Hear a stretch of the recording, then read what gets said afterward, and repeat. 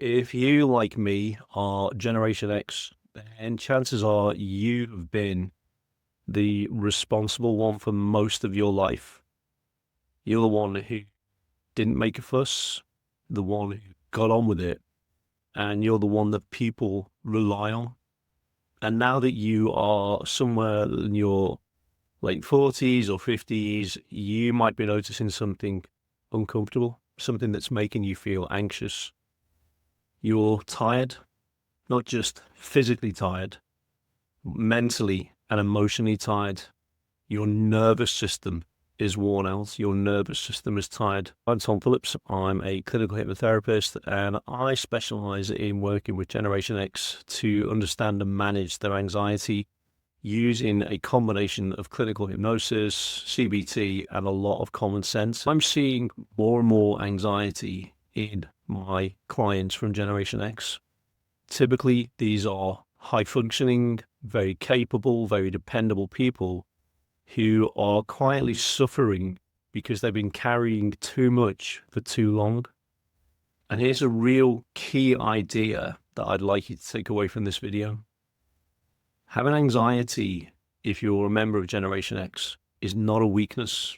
It's the long-term cost and consequence of being the responsible one. So according to data from sources like the NHS, general anxiety disorder, or GAD, is linked to long-term stress exposure. Places like the Mental Health Foundation are reporting that 1 in 5 people are experiencing common mental health problems in any given week.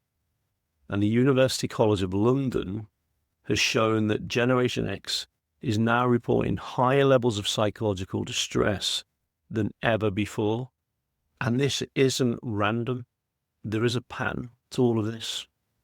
So Generation X grew up fast. We were the latchkey kids. We became independent very early. Quite often we go to school on our own after our parents had gone to work. We come home on our own before they got back from work. We were trusted to manage ourselves, and we were told not to overreact, and we were encouraged just to get on with it. And that builds resilience, which is great, but it also builds hyper responsibility. And that hyper responsibility has a psychological cost. And in some cases, it's a severe cost. So as Generation X, we often feel responsible for other people's emotions, other people's outcomes in their personal and their private lives, other people's stability. And these are actually things that we were never meant to carry. They are not our responsibility, even though we feel like they are. And over time, that burden, that responsibility actually becomes part of our identity. So we're not just somebody who helps out when it's needed. We believe we have to be the strong one, the responsible one, the reliable one all of the time. And this is where anxiety really begins to creep in, because anxiety thrives where responsibility and uncertainty collide.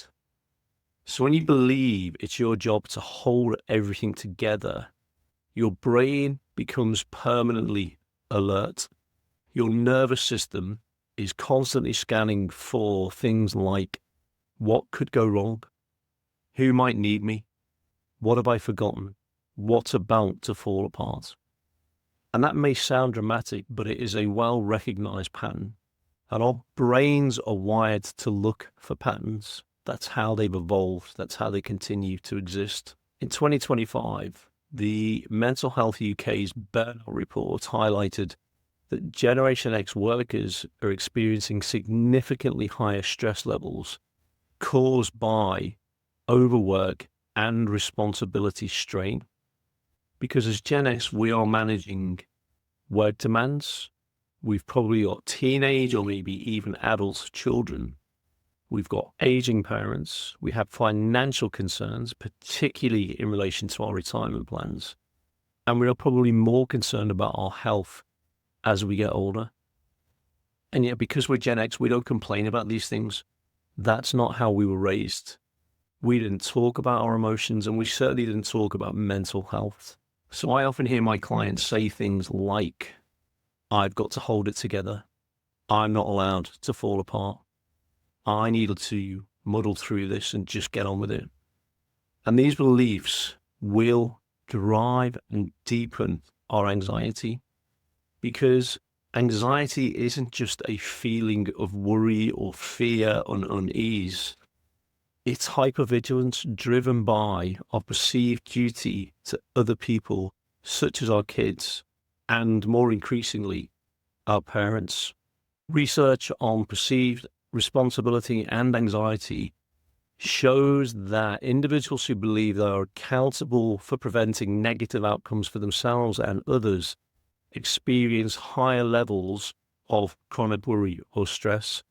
So in other words, the more responsible you feel that you are for everyone and everything in your life, the more your brain tries to control everything. And that control requires constant monitoring. It's like we're always on the lookout for danger to ourselves and other people.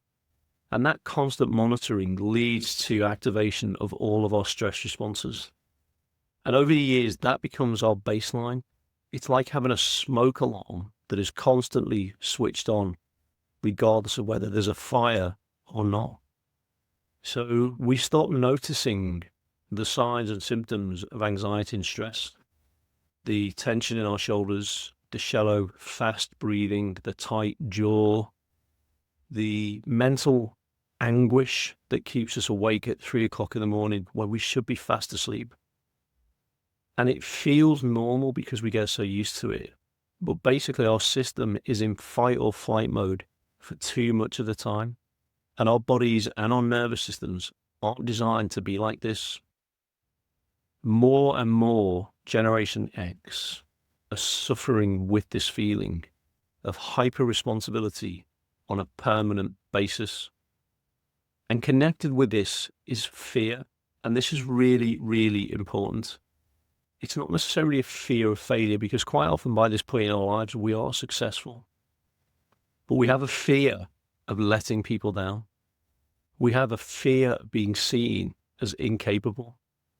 We have a fear that if we stop holding it together, everything is going to collapse. That's a heavy, heavy psychological load for anyone to carry. And being Gen X amplifies the weight of carrying that load.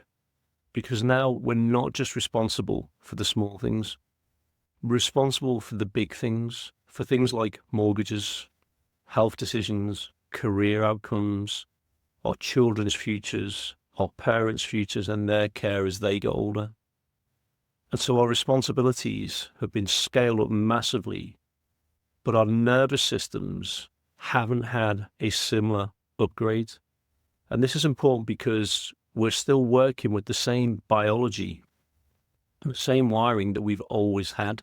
And that biology and that wiring doesn't distinguish between a tiger outside of the cave and a pension shortfall, or a struggling, ill parent, or a child that can't afford to go on the mortgage ladder and still lives at home.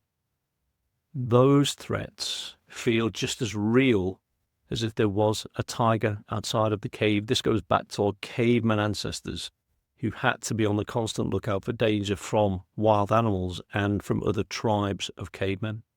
And a crucial insight at this point is this: anxiety increases when the responsibility rises faster than our ability to deal with it or our ability to recover. And we've had to deal with increased responsibility for decades, but we've never really learned, we've never been taught how to recover.